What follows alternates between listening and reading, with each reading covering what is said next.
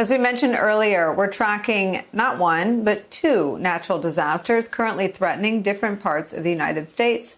First, in the southeast, the brunt of Hurricane Sally's destructive power is lurching toward the Gulf Coast. It'll likely make landfall early tomorrow morning, packing historic flash flooding, 30 inches in some areas. Evacuations are underway. And then out west, wildfires have already scorched millions of acres and they're spreading. At least 36 people so far have lost their lives. And we should mention the air quality there has become a hazard. Right now, as we sit here, the Pacific Northwest has the worst air quality on the face of the planet. So bad, in fact, that just in the last 20 minutes, ESPN reported that the Major League Baseball game scheduled tonight between the Mariners and the Giants in Seattle has been postponed. Let's bring in Democratic Senator Jeff Merkley of Oregon, who drove 600 miles through his state to survey the devastation and talk to people impacted by the fires. I read about that, and I've wanted to ask you about your drive since I saw that. Tell me what you saw and tell me how your state is doing. Nicole, I went 600 miles and I never got out of the smoke. It was absolutely apocalyptic. I was meeting with folks who were at Fire Command, meeting with centers where people, fire refugees, were picking up clothing and personal items and trying to get hotel vouchers. And I visited two towns. One of them you have there, I think that's Talent and Phoenix, that were absolutely incinerated. It's like they'd been firebombed. It was apocalyptic. It wasn't unanticipated, though, because year after year, our fires have been getting so much worse with climate change. Well, Senator, the president was in California this week and talking about one of the factors, it's forest management. I think upwards of 57% of the forest lands are federal lands, so maybe he'll bring a broom next time he visits.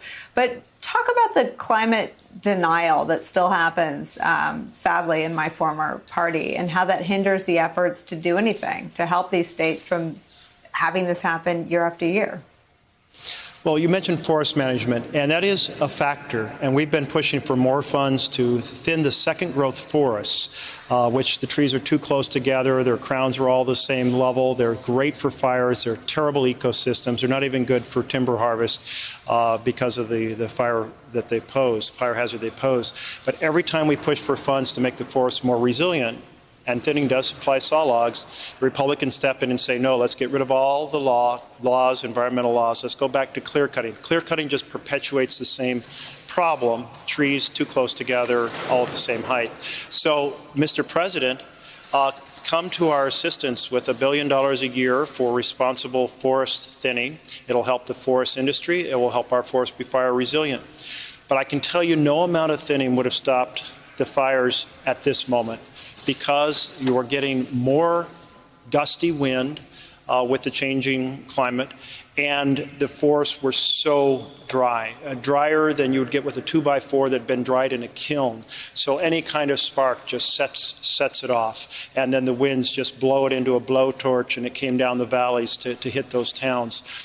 So we have the short range. We need to have a massive help for these families. They've lost everything. They need us to give them the resources to get back on their feet. Then we need to rebuild these communities. So again, Mr. President, help us do those two things for the communities and for the families. But in addition to forest management, we have to take on carbon dioxide and we have to take on methane. And the president's doing the opposite. He is setting the stage for the destruction of our planet. We're seeing it with the hurricanes that you're noting. We're seeing it with the fires. We are seeing it with the more acidic ocean affecting our fisheries. We are seeing it with the declining water in the snowpack and the Cascades that provides summer irrigation for our farmers. We're seeing it everywhere. We've got to rapidly go to renewable energy and get off the carbon dioxide and fossil fuels. Hey there, I'm Chris Hayes from MSNBC. Thanks for watching MSNBC on YouTube. If you want to keep up to date with the videos we're putting out, you can click subscribe just below me or click over on this list to see lots of other great videos.